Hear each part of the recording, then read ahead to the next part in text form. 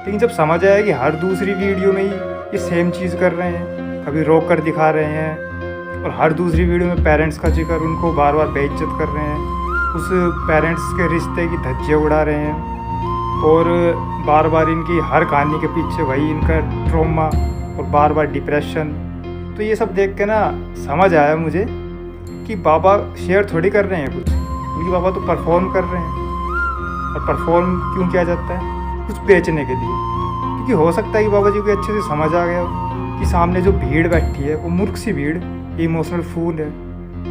क्यों ना इन्हें कुछ ऐसा बेचा जाए जिसमें बहुत सा इमोशंस हो, ड्रामा हो, वायलेंस हो और बार बार ट्रॉमे और डिप्रेशन हो जो कभी ख़त्म ही नहीं होते।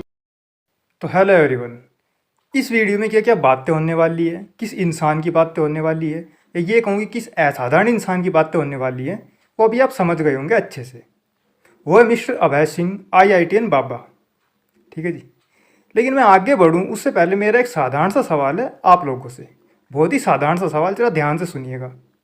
आप लोग आज जो ये कहते हैं या फिर ये कहूँ कि कभी कहा करते थे कि मैं यार कामयाब होने के बाद एक दिन अपने पेरेंट्स के लिए एक अच्छा खासा बड़ा सा सुंदर सा घर बनवाऊँगा, उसके बाद उनकी बहुत सी सेवा करूँगा। और बहुत से लोगों ने इन पास्ट वो काम अच्छे से कर भी दिया है और बहुत से लोग आज कर रहे हैं इन प्रेजेंट। और बहुत से लोगों का ये ख्वाब है, मतलब अभी आप पढ़ लिख रहे हैं और आपने सोचा है कि कामयाब होने के बाद आप भी ऐसा ऐसा ही करेंगे अपने पेरेंट्स के लिए, एक बड़ा सा सुंदर सा मकान और उनकी बहुत सी सेवा। तो मेरा आपसे सवाल ये है, अब कि अपने पेरेंट्स के लिए आपका ऐसा करना क्या कोई व्यर्थ की बात नहीं होगी? क्या आपको नहीं लगता कि आप अपने पेरेंट्स के लिए जो कुछ भी करते हैं, उनके लिए सुंदर अच्छा सा घर बना दें या फिर उनकी सेवा या बड़े से बड़ा कुछ भी कर दें अपने पेरेंट्स के लिए, तो वो ना सिर्फ एक प्रमाण है आपकी मूर्खता का। क्योंकि आप मूर्ख थे, दैट्स द रीज़न आपने वो सब किया अपने पेरेंट्स के लिए। बुरा मत माने, ये सिर्फ एक सवाल है, सवाल। पूरी बात सुनिए। अभी बात कर लेते हैं इसके जवाब की, आपकी इस पर क्या प्रतिक्रिया हो सकती है। आप शायद ये कहते कि हम तो बचपन से जवानी तक यही देखते आए हैं कि कैसे कैसे हमारे पेरेंट्स ने दुख, पीड़ा, दर्द, तकलीफ़ में रह के हमारी परवरिश की, हमें लिखाया पढ़ाया, और आज हम जो भी कुछ हैं उन्हीं की बदौलत हैं। आज हमारी जो एक आइडेंटिटी बनी हुई है सोसाइटी में, हमारे लोगों के बीच, कि मैं सुमित कुमार डॉक्टर या मैं अमित CA या फलाना बंदा इंजीनियर, जो भी कुछ है, तो वो सिर्फ हमारे माँ बाप की बदौलत है। हमने तो ऐसा ऐसा टाइम भी देखा था कि जब हमारे माँ बाप खांसी बुखार विकार में थे, लेकिन फिर भी उन्होंने कभी हमें शेयर नहीं की अपनी तकलीफ़, सिर्फ इसलिए ताकि हम डिस्ट्रैक्ट ना हो अपनी पढ़ाई से, हम सिर्फ बिज़ी रहें अपनी पढ़ाई में। और कुछ के पेरेंट्स ने तो कर्जा तक ले लिया ताकि उनका बच्चा पढ़ लिख सके, उनके बच्चे की फ़ीस चुकाई जा सके उस महंगे कोर्स के लिए, उनकी सारी इच्छाएं पूरी की जा सके। कुछ के पेरेंट्स ने ऐसा भी किया है। और ऐसे में अगर वो बच्चा कामयाब होने के बाद अगर मकान बना दे या फिर कुछ और बड़ा सा कर दे, तो फिर इसमें क्या गलत है, क्या मूर्खता है इसमें? इवन हमारा बस चले तो हम तो पता नहीं क्या क्या बना देते उनके लिए। शायद आपका आंसर ऐसा ऐसा होगा। और इस बात को आप अगर थोड़ा और बढ़ाना चाहें तो शायद आप अभी ये कहते हैं कि इस पूरी दुनिया में, इस पूरे संसार में हमारे पेरेंट्स ने हमारे लिए जो किया है ना, वो दूसरा कभी कर ही नहीं पाता। दैट्स वाई हमारे लिए तो वो किसी भगवान से कम नहीं है, हमारे लिए तो वही भगवान है, हमारे माता पिता। ठीक है जी। शायद आपका आंसर ऐसा ऐसा हो मेरे उस सवाल पर। आपका ये जवाब मुझे समझ भी आ गया, क्योंकि मैं भी आप ही की तरह एक साधारण से इंसान हूँ। लेकिन एक असाधारण प्रवृत्ति के इंसान है, उनको ये बात शायद समझ नहीं आई कि वो कौन से बच्चे होते हैं जो कामयाब होने के बाद उनकी सेवा करने की सोचते हैं, उनके लिए अच्छा मकान बनाने का ख्वाब रखते हैं। ठीक है। और किस आधार पर वे बच्चे अपने पेरेंट्स को भगवान का दर्जा देते हैं। आइए मिलिए इनसे, ज़रा सुनिए इनको, IITN बाबा को। Which is like the parental trap, especially in Bharat, like which is immense. Like most of these sayings, you know, oh, मैंने अपने पापा के लिए घर बनाना है, all of this, like people take it so proudly. It's like, oh, मैंने ये कर दिया, मेरे मम्मी पापा के लिए करना है, and a lot of it is like perpetuated because of so-called spiritual teachings also. They're like तुम्हारे like माँ बाप ही भगवान हैं। अरे माँ बाप भगवान नहीं है यार, माँ बाप को भी भगवान ने बनाया है। मतलब क्या है ये? मतलब वो देखने का अलग तरीका है। वो सतयुग वाला कॉन्सेप्ट तुम कलयुग में यूज कर रहे हो बेसिकली। सतयुग वाला कॉन्सेप्ट कलयुग में कैसे फिट होगा? माँ बाप भी तो भगवान जैसे होने चाहिए, तब माँ बाप भगवान होंगे ना। मतलब यदि अब तुम कृष्ण के जो उनके संतान थे उन सबसे पूछो तो भगवान ही हो गए उनके लिए, तो क्योंकि वो बंदा ही वैसा है। तो यहाँ पर तो फिर अब बाबा जी के हिसाब से, मतलब जो भी सुना आपने इस वीडियो में उसके हिसाब से, तो पेरेंट्स को कोई चमत्कार करना होगा श्री कृष्ण की तरह। चमत्कार मतलब जैसे कि श्री कृष्ण ने महाभारत कराई थी, तो पेरेंट्स को भी कुछ ऐसा बड़ा सा करना होगा, या फिर उनके फिंगर में कोई सुदर्शन चक्र दिखना चाहिए हमें, तभी वो इतने सक्षम होंगे, इतने काबिल कहलाएंगे कि हम उन्हें भगवान का दर्जा दे सकें, है कि नहीं। बाबा जी की इस अल्हड़ अड़ियल या हवा हवाई स्टेटमेंट या मैसेज जो भी इन्होंने दिया इस वीडियो में, यहाँ पर इन्होंने एक लाइन बोली भी अच्छी वैसे, कि भैया पेरेंट्स भी तो भगवान के समान होने चाहिए ना। और ये लाइन सुन के मुझे लगा भी कि शायद बाबा जी को आधार मिल गया, वो बेस, कि क्यों आखिर में लोग पेरेंट्स को भगवान का दर्जा देते हैं। लेकिन ये फिर से हवाई यात्रा करते हुए पहुंच गए श्री कृष्ण पर। लेकिन अभी आप कहोगे कि बाबा जी को तो बहुत नेगेटिव एक्सपीरियंस मिला था इनके पेरेंट्स की ओर से, इन्होंने बहुत कुछ झेला था, बहुत सारा टॉर्चर, ये ट्रॉमा में चले गए थे, इन्हें डिप्रेशन भी झेलना पड़ा, और आज ये जो अपने इस सन्यासी जीवन में अपने उस सांसारिक जीवन को छोड़कर, तो ये सिर्फ इनकी पेरेंट्स की वजह से हुआ है। सीरियसली क्या ये बात सच है कि आज बाबा जी जो भी कुछ हैं, जो भी कुछ झेल रहे हैं, मतलब कि अपना ये सन्यासी जीवन, ये नशे की लत, ये भटकता हुआ मन, बहुत से लोग इन्हें पागल कह रहे हैं, सनकी कह रहे हैं, मतलब बाबा जी के साथ आज जो भी कुछ हो रहा है सिर्फ इनके पेरेंट्स की वजह से हुआ है। क्या ये बात सच है?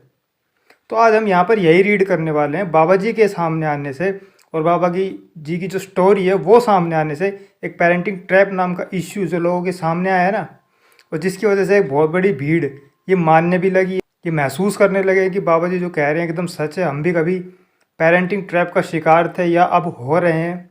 हमारे पेरेंट्स भी हमें सिर्फ गधे घोड़ों की तरह यूज़ करते हैं, सर्वेंट बना के रखते हैं, और जिन्हें हम भगवान का दर्जा देते हैं वह एक्चुअल में कुछ है और। तो ये चीज़ कहाँ तक एग्जिस्ट करती है और किस लेवल तक एग्जिस्ट करती है, और पेरेंट्स और बच्चों के बीच कितनी गलतफहमी है, या पेरेंट्स कहाँ पे गलत है या फिर बच्चे कहाँ पे गलत हैं, तो इन सब चीज़ों पर भी आपको क्लैरिटी मिलेगी। और जो मेन टॉपिक है कि बाबा जी और इनकी जो पेनफुल स्टोरी, वो एक्चुअल में क्या है, बाबा जी अपनी स्टोरी, अपनी पीड़ा, अपना दर्द मीडिया को, दुनिया को सुना रहे हैं, या फिर ये अपनी कहानी बेच रहे हैं। जी हाँ, क्या ये अपनी कहानी बेच रहे हैं, यह आपको इस वीडियो में अच्छे से पता लगेगा, सुनिएगा ज़रा। वैसे तो बाबा जी ने बहुत सी कहानियाँ सुनाई है मीडिया के सामने, दुनिया के सामने, ऑन कैमरा, लेकिन वो कहानी जो कि बाबा जी की हर कहानी का आधार है, जी हाँ आधार, जो बाबा जी की हर कहानी से जुड़ी हुई है, ऑटोमेटिकली जुड़ी हुई है या मैनुअली, वो तो खैर आपको समझ आ ही जाएगा वीडियो के एंड तक। तो सबसे पहले हम उस कहानी का जिक्र करते हैं। बाबा जी ने बताया कि जब ये छोटे थे, मतलब जब ये अपने घर में थे, तो इन्होंने बहुत सा शोर, बहुत सा कलेश झेला, वो कलेश जो कि इनके पेरेंट्स किया करते थे, मतलब कि इनके पेरेंट्स के बीच झगड़ा रहता था, और झगड़ा भी इस हद तक चला जाता था कि बात मारपीट तक पहुंच जाती थी। अब बाबा जी क्योंकि छोटे थे तो ये कुछ कर नहीं पाते थे, खुद को ऐसा है लाचार, हेल्पलेस मतलब महसूस करते थे उस हॉस्टाइल और भयानक माहौल में। इसकी वजह से बाबा जी काफ़ी मेंटली और इमोशनली हर्ट हुए, और बचपन से जवानी तक का सफ़र बाबा जी का कुछ ऐसा ही रहा, और एट द एंड बाबा जी डिप्रेशन में चले गए। लेकिन इसी दौरान इनके साथ एक अच्छी चीज़ भी होती है, पॉजिटिव सी, कि जैसे तैसे करके अपना IIT निकाल लेते हैं और डिग्री ले लेते हैं इंजीनियर की, और उसके बाद ये कनाडा चले जाते हैं जॉब के लिए। मतलब इस पॉइंट पर देखा जाए तो सब ओके हो गया था काफ़ी हद तक। लेकिन इसके बाद बाबा जी ने वो जॉब भी छोड़ दी, वो कनाडा वाली। रीज़न वैसे इन्होंने बताया है ये जॉब छोड़ने के पीछे कि इन्हें शिव चाहिए था, ये सत्य की खोज में निकल पड़े थे, इसलिए उन्होंने वो जॉब छोड़ दी। सुनिए जरा वीडियो में बाबा जी ने कुछ ऐसा ही कहा है। ये बताइए कि एक अचानक से ऐसा क्या बदलाव हुआ जो आपको इधर खींच लाया? आप जॉब छोड़ के, नौकरी छोड़ करके, IIT का फील्ड छोड़ करके इधर आ गए? जॉब छोड़ के, जो लास्ट जॉब कनाडा में छोड़ के आया था, तो इसी वजह से आया था, सत्य के ज्ञान की वजह से। और देखा जाए तो होता भी यही है। आज अगर आप किसी भी साधु या सन्यासी से पूछे कि वो क्यों साधु बने, क्यों अपने उस संसार को छोड़कर इस सन्यास के जीवन में आ गए, तो उनका आंसर करीबन यही होगा लगभग, कि भैया मुझे शिव ने बुला लिया था, मुझे सत्य चाहिए था, इसलिए मैंने उन लोगों को छोड़ दिया, वो संसार छोड़ दिया, और मैं इस लाइन में आ गया, सन्यासी जीवन में आ गया। और वैसे भी जन्म तो सब गैर संसारिक जीवन में ही होता है, लेकिन जब उन्हें समझ आ जाता है कि मुझे चूहों वाली दौड़, ये संसारियों वाली दौड़ नहीं करनी, ये सब व्यर्थ है, तो फिर वो सन्यासी जीवन में आ जाते हैं। होता भी यही है। लेकिन IIT बाबा ने जो मीडिया के सामने, हर दूसरे यूट्यूबर के सामने, लगभग हर रिपोर्टर के सामने अपनी जो कहानी सुनाई है फैमिली की, मेरे साथ ऐसे हुआ वैसे हुआ, मतलब इन्होंने जो भी शेयर किया है, और स्पेशली जो इन्होंने अपने फादर को जो बेइज्जत किया है। पिताजी का वीडियो वायरल हो रहा है, वो आपको घर बुलाने का प्रयास कर रहे हैं, तो आप घर जाएंगे? अरे यार, उनका तो विनाश निश्चित करके आया होगा। तो बाबा जी की इन सब चीज़ों से ना इंटरनेट पे बाबा जी की एक अलग ही तस्वीर बन गई है। और ये भी तो देखो ना, दूसरा की हेडलाइन भी यही बन गई है कि एक जवान लड़का इसलिए साधु बना, इसलिए सन्यास जीवन में आ गया क्योंकि वो दुखी था अपने पेरेंट्स से। हाँ, बाबा जी ने वैसे मुंह से जवाब तो दिया कि भैया मुझे शिव चाहिए था, सत्य चाहिए था, इसलिए मैंने वो संसारियों वाली दुनिया छोड़ दी और मैं सन्यास जीवन में आ गया। लेकिन लोगों के दिमाग पे छप तो कुछ और ही गए हैं कि भैया कोई इसलिए सन्यास जीवन में आ गए क्योंकि वो अपने पेरेंट्स से दुखी थे, वो कभी पेरेंटिंग ट्रैप का शिकार थे, कभी उन्हें चाइल्डहुड ट्रॉमा झेलना पड़ा, ये तो मरते मरते बचे हैं, इसलिए यही सन्यास जीवन में आ गए। लोगों के दिमाग पे छप तो ये गया है, ये सच्ची बात है। ऐसा क्यों? क्योंकि बाबा जी ने जिक्र इतनी बार किया है मीडिया के सामने, दुनिया के सामने, ऑन कैमरा, अपनी पास्ट लाइफ का, अपने दर्द का, कि इनके साथ ये हुआ वो हुआ, ये कभी डिप्रेशन में चले गए थे। और बाबा जी की कहानी सिर्फ इनके पेरेंट्स तक या इनके घर तक ही सीमित नहीं रही, बल्कि बाबा जी ने और भी बहुत कुछ शेयर किया है, और भी कहानी सुनाई है मीडिया के सामने। सुनिए जरा आगे। जब वो चीज़ वापस चले गई, उसने बाद में बताया कि उसके साथ भी ऐसे जैसे रेप का ऐसे कुछ इंसिडेंट हुआ है, तो उसकी वजह से चूंकि हम भी फिजिकल उसमें इन्वॉल्व थे ना, तो फिर मुझे वो बहुत ज्यादा वैसे एकदम से हिट किया। और बट उसकी वजह से मेरा वो बचपन का सारा ट्रॉमा एक्टिवेट हो गया सारा का सारा, वो हेल्पलेसनेस वाला, कि तुम बचपन में भी तुम देख रहे थे वुमेन के अगेंस्ट वायलेंस होता, तुम कुछ नहीं कर पा रहे थे, और उसकी वजह से वो पूरा, मतलब मुझे सिर्फ वो इंसिडेंट ही घूमता रहता था मेरे दिमाग में, वो मेन डिप्रेशन का कारण वही था। तो यहाँ आपने अभी सुना, इनकी एक फीमेल फ्रेंड होती है जो कि मुंबई की थी और बाबा जी से मिलती है धर्मशाला में। उस पर बीतती कोई आप बीतती कोई घटना, बुरी घटना, मतलब बाबा जी को शेयर कर रही थी कि मेरे साथ ऐसे हुआ वैसे हुआ। तो उसकी वो कहानी घटना सुनकर बाबा जी थोड़ा इमोशनल हो जाते हैं, थोड़ा भावुक हो जाते हैं। बाबा जी को ऐसे लगने लगता है कि इस दुनिया में फेमिनिन एनर्जी, जिनमें कि मतलब महिलाएं होती हैं, औरतें होती हैं, उनके साथ कुछ बुरा हो रहा है इस दुनिया में। तो बाबा जी ये सब सुनकर थोड़ा सोच के सागर में डूब जाते हैं, डीप में चले जाते हैं।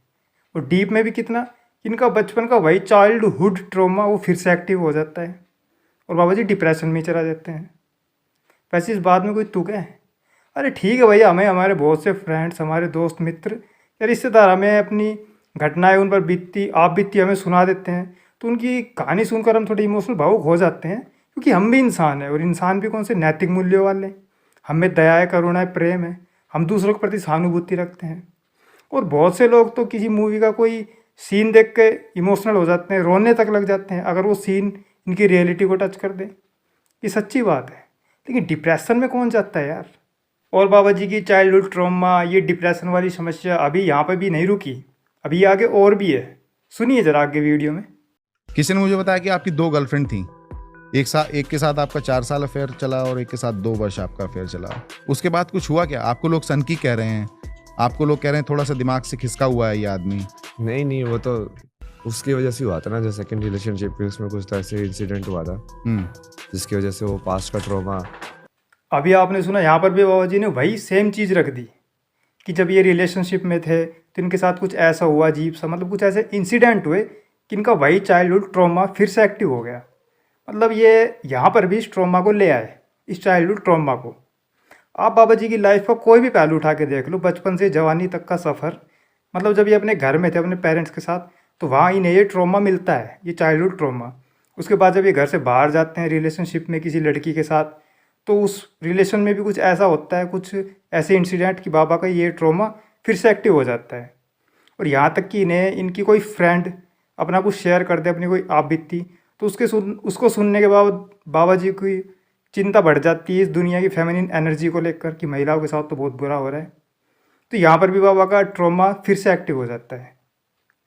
और एक जगह इन्होंने एक वीडियो में ये भी कहा है कि इनके पेरेंट्स इन्हें यूपीएससी करने के लिए कह रहे थे, लेकिन बाबा जी ने वो इसलिए मना कर दिया क्योंकि ये जानते थे कि इनके पेरेंट्स सिर्फ समाज में झूठी इज्जत बनाए रखने के लिए ऐसा इन पर फोर्स कर रहे हैं।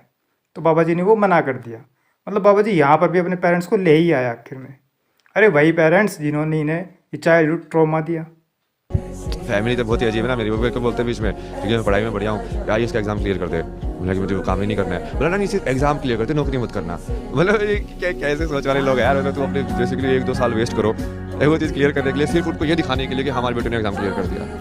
स्टार्ट में जब मैंने बाबा जी की 1-2 वीडियो देखी तो मुझे ऐसा लगा कि एक साधु, एक बाबा अपनी पीड़ा शेयर कर रहा है मीडिया के सामने, न्यूज़ चैनल वालों के सामने। लेकिन जब समझ आया कि हर दूसरी वीडियो में ही ये सेम चीज़ कर रहे हैं, कभी रोक कर दिखा रहे हैं और हर दूसरी वीडियो में पेरेंट्स का जिक्र, उनको बार बार बेइज्जत कर रहे हैं, उस पेरेंट्स के रिश्ते की धज्जियाँ उड़ा रहे हैं और बार बार इनकी हर कहानी के पीछे वही इनका ट्रॉमा और बार बार डिप्रेशन।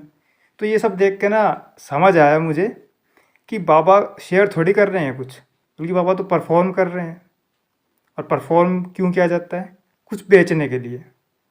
वरना बाबा जी जिस लहजे में और जिस तरीके से मीडिया को अपनी कहानी, अपनी आप बीती सुना रहे हैं ना, तो उसको यार शेयरिंग करना नहीं कहते, उसको तो कहते हैं परफॉर्म करना कुछ बेचने के लिए। क्योंकि हो सकता है कि बाबा जी को अच्छे से समझ आ गया हो कि सामने जो भीड़ बैठी है वो मूर्ख सी भीड़, ये इमोशनल फूल है।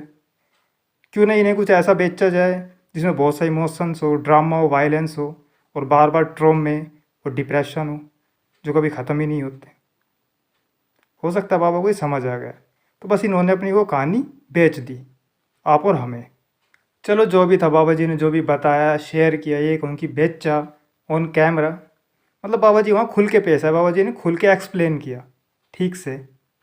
लेकिन जब कुछ रिपोर्टर्स ने सवाल किए बाबा जी से इनकी इस नशे वाली लत पे, ये जो बूटी, ये जो गांजा वगैरह करते हैं, तो बाबा जी ने या तो फिर बात घुमा दी और एक रिपोर्टर को तो इन्होंने थप्पड़ मारने की भी बात कर दी। देखिए आप जरा वीडियो में देखो। है कि नहीं, लेकिन क्यों है आपको एडिक्शन क्यों है जब आप वैराग्य की बात करते हैं? Why are you addicted then? नहीं, एक लेवल पे तो वो एडिक्शन आप उसको देखो ना, रिपीटिशन है किसी चीज का, वो नीड के अंदर उसका रिपीटिशन कराना वो एडिक्शन है। तो एक लेवल पे तो सबका ही होता है, जैसे स्लीप से रिपीटिशन, बार बार क्यों सोना पड़ता है एडिक्शन ही तो इन अ वे। फूड भी एडिक्शन है, वो तो हाँ। एक तरीके से सांस भी एडिक्शन है फॉर दैट मैटर। देखिए आपने सुना ये आईआईटी वाले बाबा अभय थे, जिनसे तमाम तरह के जो सवाल किए तो ये उखड़ रहे हैं। जब इनसे बात नशे पे हुई तो कह रहे हैं हम थप्पड़ मार देंगे। ऐसी अभी ठीक से समझा जाए अगर ये वीडियो देख के, तो यहाँ पे गलती उस रिपोर्टर की थी, क्योंकि रिपोर्टर कोशिश कर रहा था बाबा जी को इन्हीं का चेहरा दिखा देने की। रिपोर्टर कोशिश कर रहा था एक अहंकार को उसी के फेस से परिचित करा देने की। क्योंकि यार अब एक बंदा, मतलब कि जिसका घर परिवार जिसने छोड़ दिया हो, या जो नौकरी पैसा नहीं कर पाया हो, और जिसके लव एंड रिलेशन वो सब भी बिगड़ गए हों, तो ऐसे में उस बंदे की गलती थोड़ी ना होती है, उसकी तो कोई कमियां या खामियां होती ही नहीं कभी। क्योंकि अहंकार तो यही सिखाता है ना कि जो भी कमियां, खामियां और गलतियां हो वो हमारी खुद की कभी होती ही नहीं, वो तो हमेशा सामने वाले की होती है। और सारा ठीक रहा इन सब चीज़ों का, फोड़ा भी किसी एक पे ही जाता है कि नहीं? तो गलती यहाँ पे रिपोर्टर की थी। रिपोर्टर समझ ही नहीं पाया कि उन्हें ऐसा सवाल करना ही नहीं चाहिए था जो कि सीता बाबा के अहंकार को हर्ट करता हो। और बड़ा ही मुश्किल होता है अहंकार को उसी से परिचित करा देना।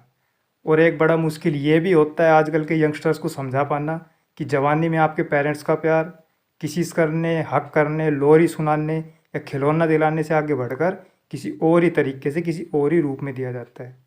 जवानी में आपके पेरेंट्स आपको प्यार देते हैं एक आइडेंटिटी देखकर, एक पहचान देखकर कि आप डॉक्टर हैं, सीए हैं या फिर आईआईटीएन हैं, जैसे कि ये बाबा आईआईटीएन है। और इस आइडेंटिटी के बेस पे ही लोग आपको इज्जत देते हैं, रिस्पेक्ट देते हैं, आपका एक सोशल स्टेटस बनता है, आपको एक अच्छी खासी नौकरी मिल जाती है। इसी आइडेंटिटी के बेस पे ही आप खूब सारा पैसा कमा पाते हैं, मतलब आपका फाइनेंशियल स्टेटस भी अच्छा खासा मजबूत हो जाता है। आप अपने जीवन की सभी इच्छाएं और ख्वाब भी पूरा कर लेते हैं, मतलब आप पूरी तरह से सेट हो जाते हैं, वो आइडेंटिटी। लेकिन बाबा जी का फिर यहाँ पे ये कहना है कि वीडियो में कि मुझे तो प्यार ही नहीं दिया गया। अरे ठीक है, आपने शिकायतें कर ली, लेकिन कुछ पॉजिटिव चीज़ें भी तो देखो कि उन्होंने दिया क्या है आखिर। देखो ज़रा वीडियो। वो तो जो कि वो मैंने तो पेरेंट्स से डिप्रेशन के बाद भी यही डिस्कशन किया था। बोला कि तुम लोगों को समझ में आता है पेरेंटिंग क्या होती है। बोला कि हमने तेरे को लिखा दिया, पढ़ा दिया, ये कर दिया, मैंने वो कर दिया, और क्या करना होता है पेरेंट को? उन्होंने प्यार मगर किसी इंसान को कुछ भी लिखाओ पढ़ा मत, बट उस बच्चे को यदि तुम प्यार दोगे तो वो बहुत ब्यूटीफुल बीइंग में डेवलप होगा, चाहे वो अनपढ़ ही हो। यहाँ पर बाबा जी एक ब्यूटीफुल बीइंग की बात कर रहे हैं कि अगर एक बच्चे को चाहे अनपढ़ ही रखा जाए, लेकिन अगर उसे प्यार दिया जाए तो वो एक ब्यूटीफुल बीइंग बनता है। कौन सा ब्यूटीफुल बीइंग? जिसको आजकल कोई नहीं पूछता, जिसकी कोई परवाह नहीं करता, बहुत घूम फिर रहे सड़कों पर। और इस महाकुंभ में भी तो देखो यार, बहुत से ब्यूटीफुल बीइंग आए हैं, बहुत से साधु संत, और वो ज्ञानी भी हैं, लेकिन उन पर किसी की नज़र नहीं, उनको कोई नहीं सुन रहा। सब इस आईआईटीएन बाबा को ही क्यों सुन रहे हैं? ये सच्ची बात है। अगर बाबा जी की इस आइडेंटिटी, इस पहचान में से ये 2-3 चीज़ें हटा दी जाए ना, कि बाबा ने आईआईटी का रखा है और बाबा जी ने वो लाखों की कनाडा वाली जॉब छोड़ दी, तो शायद ही कोई फिर बाबा जी को सुनना पसंद करे। ये सच्ची बात है। एक बहुत बड़ी भीड़ प्रभावित इसलिए हुई है कि महाकुंभ में एक ऐसा बाबा है जो कि आईआईटीएन है, जिसने कि लाखों की कनाडा वाली वो जॉब छोड़ दी। वो इसलिए प्रभावित नहीं हुई कि महाकुंभ में कोई ज्ञानी बाबा आया, और वैसे भी इस महाकुंभ में बहुत से ज्ञानी बाबा आए हैं भाई, लेकिन सबकी नज़र इन पर ही क्यों? क्योंकि आईआईटीएन है, इन्होंने वो लाखों की जॉब छोड़ दी। ये असली बात। और इस वीडियो में बाबा जी ने जो ब्यूटीफुल बीइंग वाली बात कही है, तो ऐसा यार, ये तो यहाँ पर इन्होंने एक इमोशनल बात कर दी। आखिर क्यों? क्योंकि हम सब इमोशनल फूल है ना, हमें ऐसी ही बातें सुनना पसंद है, इमोशनल सी। तो बाबा जी ने बस कर दी। अभी आप कहोगे लेकिन बाबा जी ने जो किया है, वो लाखों की जॉब छोड़ दी, ये सब करने के लिए भी तो कोई बड़ा सा जिगरा चाहिए, कोई छोटा मोटा काम थोड़े ना है। तो ऐसा यार, बाबा जी की कहानी सुन के फ़िलहाल तो ऐसा ही लगता है कि बाबा जी ने जो भी छोड़ा, चाहे पेरेंट्स या नौकरी या फिर रिलेशन, लव, जो भी छोड़ा है, तो बाबा जी को कभी कुछ पकड़ के रखना, संभालना आता ही कहाँ था। और जब कुछ पकड़ के संभाल के रखना आया ही नहीं, कभी कुछ हैंडल करना आया ही नहीं, तो दूसरा ऑप्शन फिर क्या बचता है कि उसको छोड़ दो। स्टोरी सुन के तो ऐसा ही लगता है बाबा जी की कि ये छोड़ने में तो एक्सपर्ट रहे हैं हमेशा। ठीक है जी। एनीवेज, अभी आपने सुना कि कितना मुश्किल होता है आजकल के यंगस्टर्स को उनके पेरेंट्स के प्यार के बारे में समझा पाना, कि वो आपको कैसे प्यार करते हैं जवानी में, कितना मुश्किल होता है। लेकिन अब हम बात करेंगे कि कितना ज़्यादा ये भी मुश्किल होता है आजकल के एक नकली साधु को उसके साधुत्व के बारे में समझा पाना। जी हाँ, कि उसका साधुत्व क्या होता है। जब एक साधु पूरी तरह से अपने साधुत्व में उतर जाता है ना, मतलब स्पिरिचुअलिटी के उस पॉइंट पे आ जाता है ना, जिसको कि शून्य पॉइंट कहा जाता है, तो उस पॉइंट के पे आने के बाद एक साधु को शिकायत नहीं करता कभी, और ना ही वो किसी सम्मान की फिक्र करता है, और ना ही उसे किसी तरह के अपमान का कोई डर होता है, और ना ही उसे कुछ चाहिए होता है। और जब कुछ चाहिए ही नहीं, तो फिर शिकायतें भी कैसी। ठीक है जी। लेकिन ये बाबा जी, आईआईटीएन बाबा जी ने अपना घर छोड़ा, घर से जुड़े लोग छोड़े, लेकिन उनसे जुड़ी शिकायतें ये अभी भी अपने सीने पे लगाए घूम रहे हैं और लोगों को सुना भी रहे हैं। मतलब देखा जाए ना, वैसे तो बाबा जी ने एक टाइम पे सब कुछ छोड़ दिया था, चाहे घर परिवार हो, नौकरी हो, लड़की हो, इन्होंने सब कुछ छोड़ दिया था शिव के लिए, सत्य के लिए, अपनी संन्यास जीवन के लिए। और ये आज बाबा जी बन भी गए इतना बड़ा त्याग करके। लेकिन परिवार से जुड़ी वो शिकायतें अभी तक नहीं छोड़ी इन्होंने। शिकायतें अभी भी इनके पास, उसको लिए घूम रहे हैं, और बड़ा ही संभाल के सहज के रखा भी इन्होंने अपने पास। ऐसा क्यों? ये कौन सा बाबा है भैया? नहीं समझे आप? अरे ठीक है, आप इनके नज़दीक आए ये देख के कि महाकुंभ में एक ऐसा बाबा भी है जिसने कि आईआईटी किया हुआ है, जिसने कभी लाखों की जॉब छोड़ दी, इतना बड़ा त्याग कर दिया, तो आप ये सब देख के इनके नज़दीक आ तो गए, लेकिन आपको रोक के रखने के लिए बाबा जी के पास भी तो कुछ होना चाहिए था ना। तो है बाबा जी के पास बहुत सी शिकायतें, कहानियाँ दर्द भरी। चलो जो भी है, आपकी क्या राय है, क्या टिप्पणी है इस पूरे वीडियो पर, इस पूरे केस पर, ज़रूर लिखो यार। ठीक है जी। मिलेंगे नेक्स्ट वीडियो में। आप अपना ख्याल रखना, मस्त रहना और खुश रहियो। जय हिंद।